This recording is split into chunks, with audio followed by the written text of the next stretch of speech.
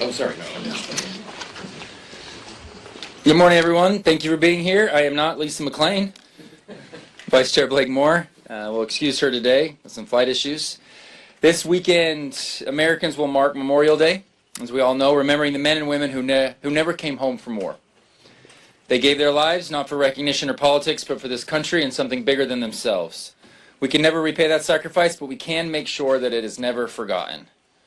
And we can make sure that families that they left behind and the men and women who continue to serve are supported in a real and meaningful way. And that commitment doesn't end with when the uniform comes off.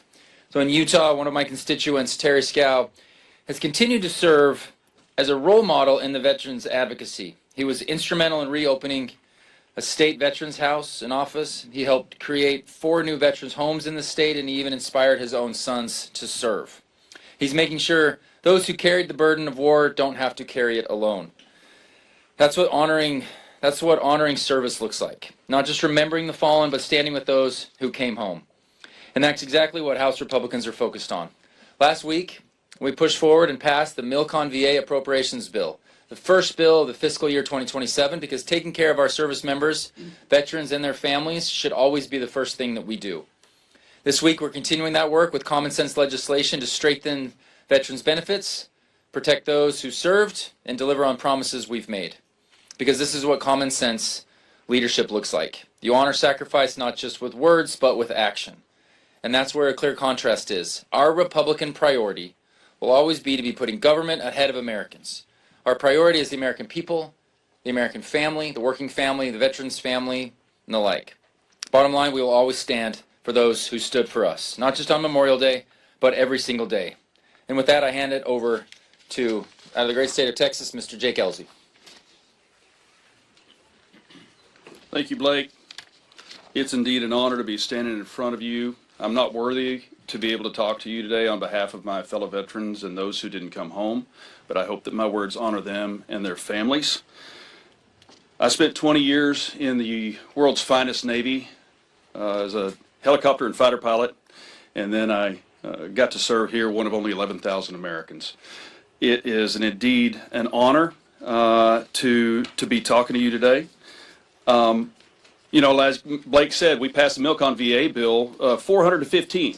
So when you out in the audience today get to speak about what we do and don't do here, I want you to keep in mind that while there's clickbait out there all the time about how divided we are, understand this one thing, that Americans come together. I don't know who the 15 were who decided to vote no on this bill, but 400 Americans in the House of Representatives, Republican and Democrat, chose to honor and serve our veterans. $900 million going to advanced medical care, $2 billion going to improving our facilities in the VA, Second Amendment rights for our veterans in there, 400 to 15. We do good work in here.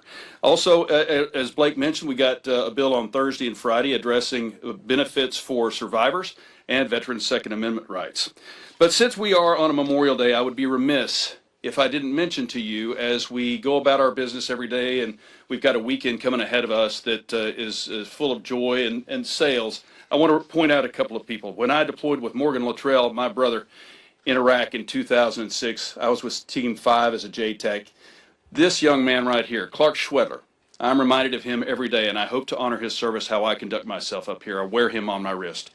I chose this picture because Clark Schwedler didn't have anybody but that dog. He had his parents, but he lost his life, gave his life for both the Iraqis and the American people on April 6 of 2007.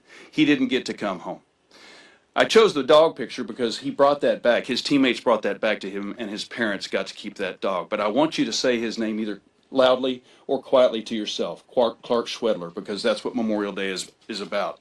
On the same operation on April 6th, Mike Day got shot 27 times. 27 times. 16 to the body, 11 in his plates. The plates fell off as they took him off. He got knocked out by a grenade. He came back, but he didn't come home. And in 2023, he took his own life. So I just want to point out that when we're talking about what this week is about, over 1 million Americans have given their lives so you and I can go about life, so that I can watch my son play baseball and play catch with him, so I can take my daughter to go see her next school, next college, and so that I can come home from very difficult weeks here and hold my wife. Keep in your minds. Say their names. Keep them in your memories on this Memorial Day. I yield to Tom Emmer.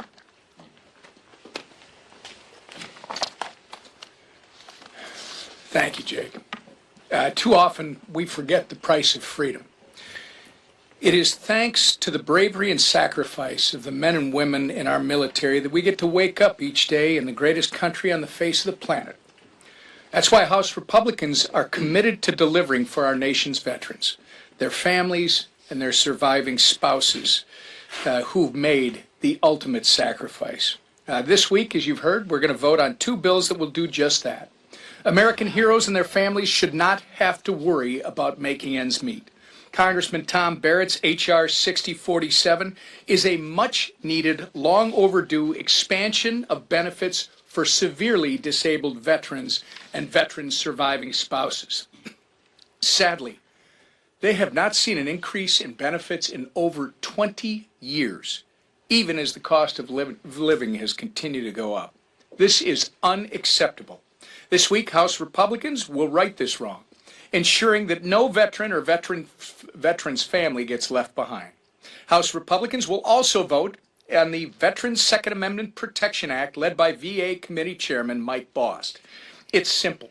Veterans deserve the same constitutional rights as every other American. Right now, veterans who get help managing their benefits can be stripped of their Second Amendment rights by Washington bureaucrats. No judge, no due process, no court ruling. This isn't just insane, it's anti-American and it's an affront to the Constitution. Thankfully, Chairman Bost's bill will protect the Second Amendment rights of our nation's veterans by restoring due process. It's common sense, it's constitutional, and it's time to get it done. As we approach Memorial Day, a time for our nation to remember the men and women who made the ultimate sacrifice for our freedom, House Republicans are proud to stand with our veterans and their families because they so bravely stood for us. And with that, I turn it over to our leader, Steve Scalise. Thank you, Whip. And really want to thank my colleague and dear friend, Jake Elsey, for those warm words and really kind of reminded everybody what Memorial Day is really all about. Why we pause to pay tribute to those men and women, especially who gave their lives, who did not come home. And obviously, you know, some of them served with them, and it wears even heavier on your heart, but it wears on all of us. And so we remember them. We will say prayers for their family, but we're also taking action. And the bills, as the Whip mentioned, that we're bringing to the floor, Chairman Bost's committee, the Veterans Affairs Committee, is dedicated to making sure that we're properly taking care of our men and women in uniform, but especially those who don't make it back. And the fact that the survivor benefits have not been adjusted for decades is an embarrassment. And we correct that oversight that has gone on for way too long by bringing that up to where it needs to be to help those families who don't have their loved ones with them, but still have bills to pay, have kids to raise. And that's an important bill. The Second Amendment protections of all people who should have those. It surely should be those who fought to defend the rights that we have. They surely should not have less rights than American citizens who did not participate in our military. And so that bill at least gives them equity and parity to make sure that our veterans are not treated less than every other American citizen when it comes to Second Amendment rights. We're bringing a number of other bills too. Of course, we're waiting on the Senate to finish the reconciliation bill. They are going to go through the vote around tonight. Hopefully they get it all wrapped up by tomorrow. We stand ready to move as soon as the Senate is finished. And we adjusted our schedule to be here longer for that. The housing bill that we're going to be voting on today is really, really important to lower housing costs for all American families. This is a bill that French Hill, the Financial Services Committee, did incredible work on to make sure we got the policy right. Clearly, there were some differences between the House and Senate. You see, many of those problems were addressed in the changes and the amendments that Chairman Hill is bringing forward in the bill that is on the suspension calendar today. I think you're going to see a very strong vote, which shows that all of us want to see lower housing costs, but we need to change laws. We need to simplify some of the laws so that we can lower those housing costs. This is something that every American in this country is going to be happy to see, to have lower housing costs. And then one of the bills you're going to be able to watch a really interesting vote on tomorrow is the Women's Museum. You know, we're bringing a National Women's Museum. Shouldn't be controversy at all, except for the fact that the Democrat Women's Caucus has now come out against a women's museum. And you would ask why. Well, that doesn't make any sense, and it doesn't. But it shows you how crazy the other side is right now and how void of common sense the Democrats are. There is one condition that is in that bill that they took objection to. Now you think about it, everybody for years had been asking for a women's museum to be created, and in the creation of it they said the only people that can be honored in a women's museum are biological women. And because that word biological women is in there, every Democrat woman came out against the bill. So let's see how they explain that to people back home who would say, what world are you living in where you don't want to pay tribute to women? And we're going to have that vote anyway, but it shows you how far their party has strayed.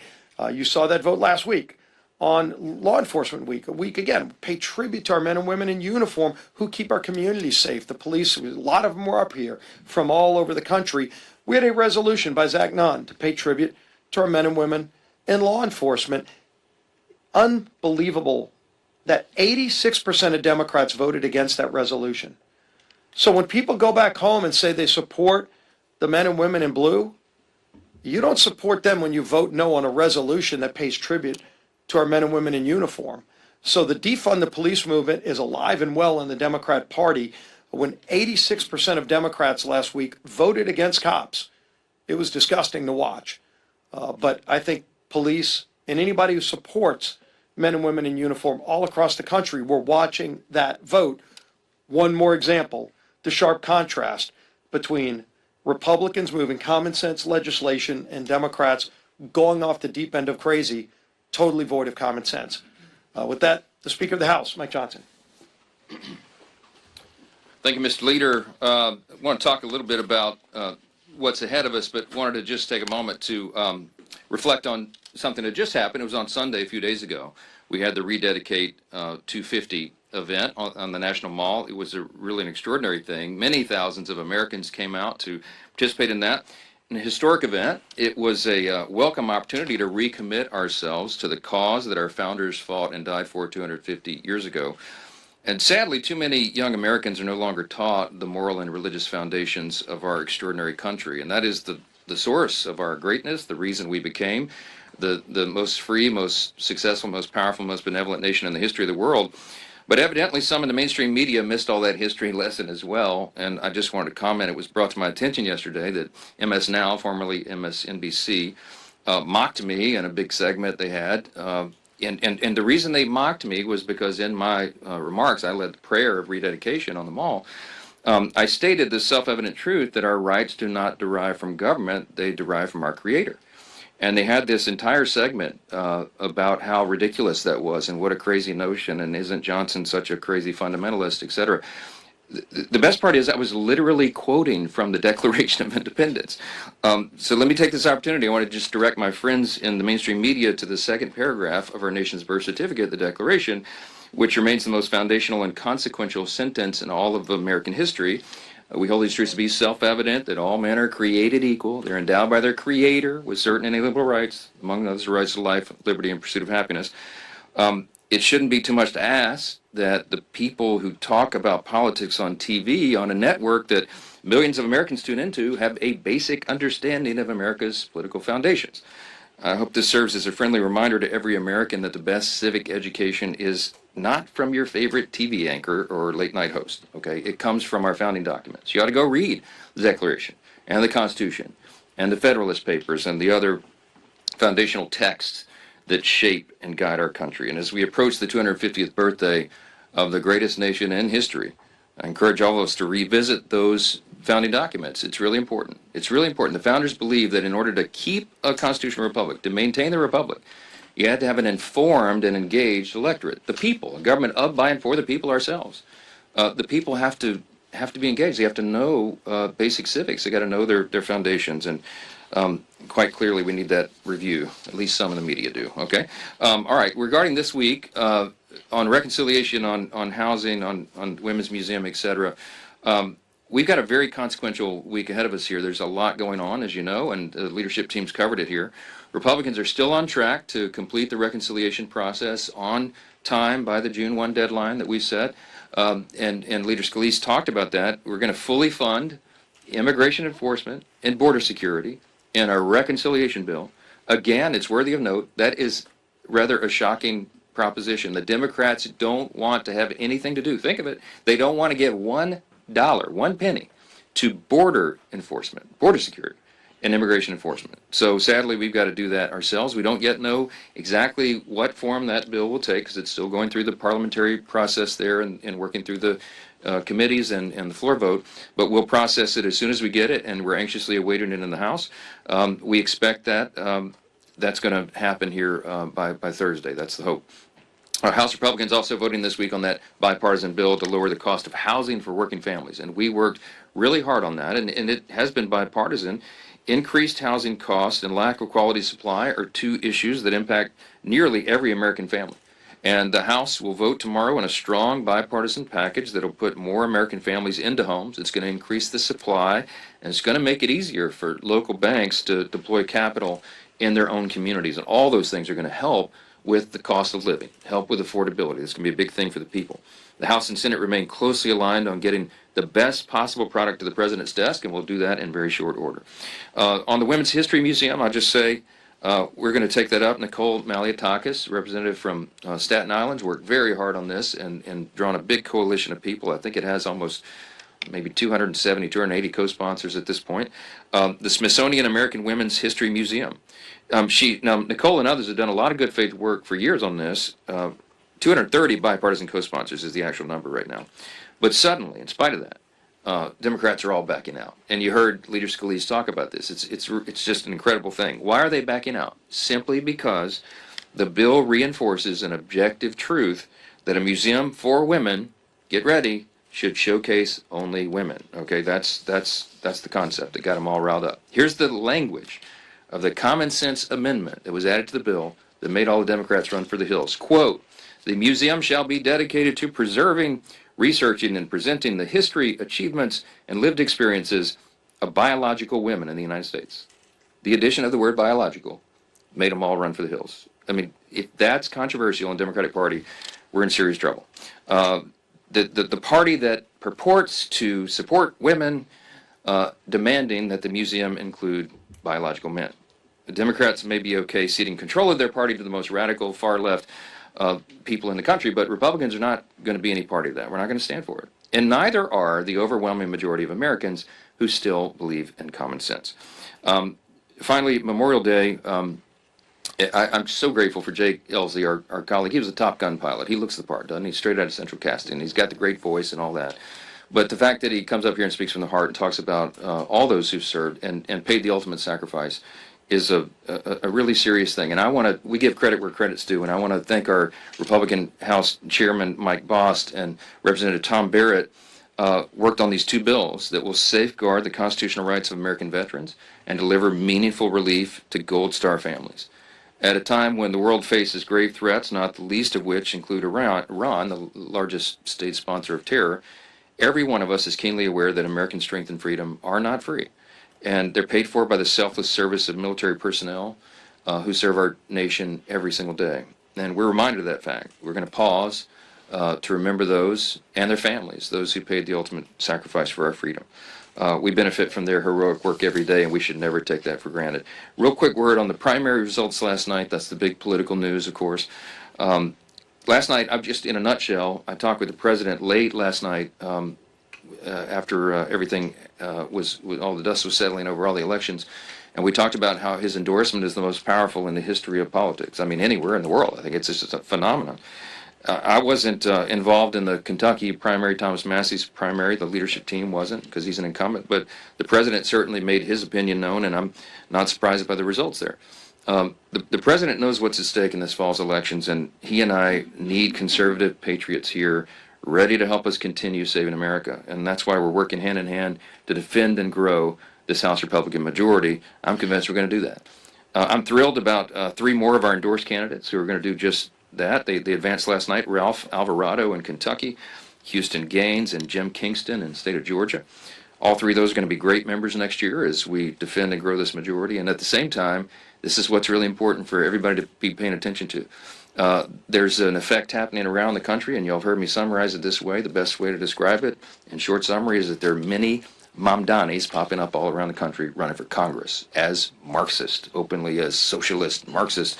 And it's a race to the far, far, far left.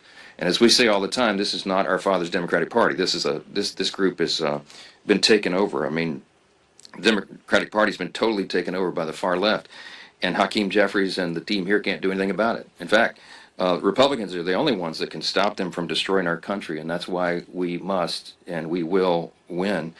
But they continue to nominate some extremely radical candidates last night. Even people, there's a candidate in Pennsylvania stolen from his own family, and he won the primary on the Democrat side. They're going to lose these swing districts.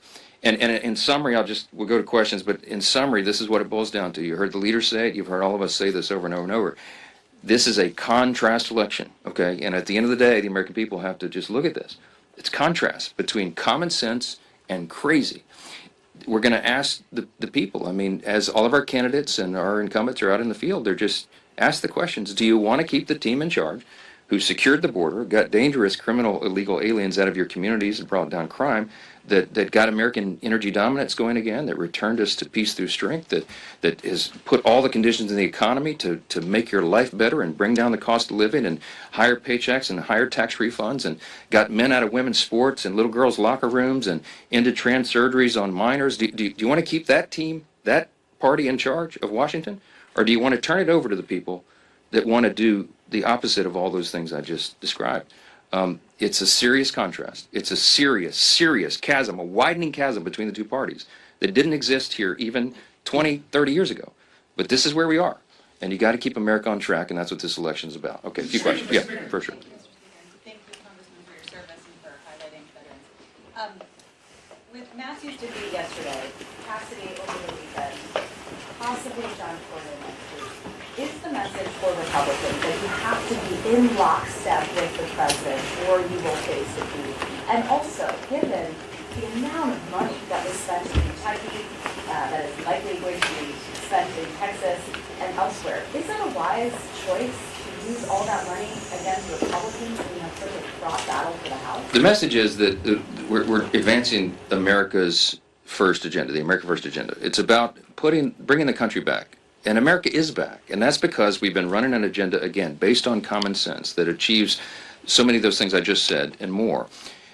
We need people here who understand that, who are not, trying to carve out their own lane and do something that's destructive or, counterproductive, I think, to the agenda. And that's what's happened. I mean, that's the message. We've gone out very careful with candidate recruitment to recruit patriots, people who are selfless, many veterans who are coming in to serve, people who have been accomplished in their community, done things selflessly, servant leadership in their community. They've been accomplished state legislators or local legislators, and accomplished business persons. We have an incredible array of people. The one thing they all have in common, they're not monolithic. They don't agree on every issue. But they believe in the core principles of our party. What is the Republican Party? What is American conservatism? What is the Republican Party? It's individual freedom, limited government, the rule of law, peace through strength, fiscal responsibility, free markets, and human dignity. I don't ask much more of anybody, but you got to hold the core principles that made us the greatest nation in the history of the world. I never ask anybody to violate a core principle, but you have to give up on some of your personal preferences sometimes because you're in a deliberative body and you have 434 colleagues, okay, other people. So that's the message. It's nothing more than that. The president has the strongest endorsement in the history of politics, as I mentioned. But we don't demand loyalty to the president. What I demand as Speaker of the House is loyalty to our core principles, the principles of our party, which are the principles of America, and that's what we're standing for. Jay. Understanding that the Senate is going through its process on reconciliation, and we don't know what's going to happen to this $1 billion for Secret Service, and understanding that only a fraction of it is to protect the new ballroom. With that stipulated, what do you want to see happen here? And if it doesn't end up in this bill, are you going to do a supplemental for Secret Service? Because they've said they need money regardless of what happens. Well, look, funding for Secret Service is essential. The president has now survived a third assassination attempt in just a few years. We're obviously in a heightened threat environment. This is a different time than it's ever been, and so we need all of our law enforcement adequately funded. Certainly Homeland Security, and certainly Secret Service. So we'll look at that. I don't yet know, as I said, I don't know what will be included in the second reconciliation bill, the final details of it. We should know that in a few hours, and we'll process what we get, and then we'll look at the next issues. I mean, what they're asking for to harden the security at the White House and elsewhere to make sure that Secret Service can protect the president, the vice president, and the executive branch officers is a critical function. That's not a partisan thing at all. I mean, everybody has to acknowledge it's necessary and important, and we'll figure out how to make it happen. Money. Would you be okay if January 6th rioters, the ones who were convicted, even some of the ones who attacked the police, had access to this taxpayer dollars, this $1.8 billion in settlement that the DOJ has created, the settlement fund? Would you be okay if they had access to that money? We don't know any of the details of that settlement fund. The acting Attorney General, Todd Blanche, testified yesterday, and he gave a lot of detail, and I'll just defer to what he said because he obviously knows a lot more about it than I do. He said, let me tell you what he said.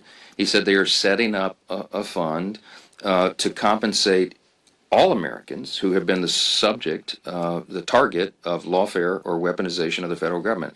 Again, that's not a partisan proposition either. Everybody should support that. He did not say who will be eligible. There's many details to be filled out on that, and I'm not going to comment on it until that. I'm not going to comment on that until it comes out. Yes, ma'am. Congressman Tom Keene has not been seen or heard from by the public for months. Does he owe his constituents transparency? And for your purpose, are you able to pass partisan legislation like this? Yeah, I talked to Tom. It's been a few weeks ago now on the phone, and he sounded good and optimistic, and we're expecting him back here soon. He's had a medical issue, and he's going to be fully transparent and disclose all that. I mean, that's what he told me. But I don't even know the details, and I have to respect that. It's a member's personal privacy on whatever matters they're dealing with. But we expect to have him back soon. We've missed him. He's a great member of Congress. He'll get reelected because he comes from a long history, a legacy in his family of faithful public service. Things happen to people individually in their health and otherwise, and they deal with challenges and they get right back. That's what champions do. Tom Keene is one of them. Proud to stand with him. He's going to get reelected, and we look forward to welcoming him back here very soon. Thank y'all. Appreciate it. Constituents to describe where he's been?